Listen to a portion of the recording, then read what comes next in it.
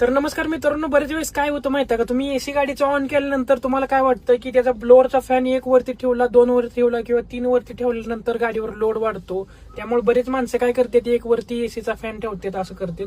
तर त्याच्याविषयी सगळी माहिती सांगतो तुम्हाला मित्रांनो, तर व्हिडिओ समोरपर्यंत बघा.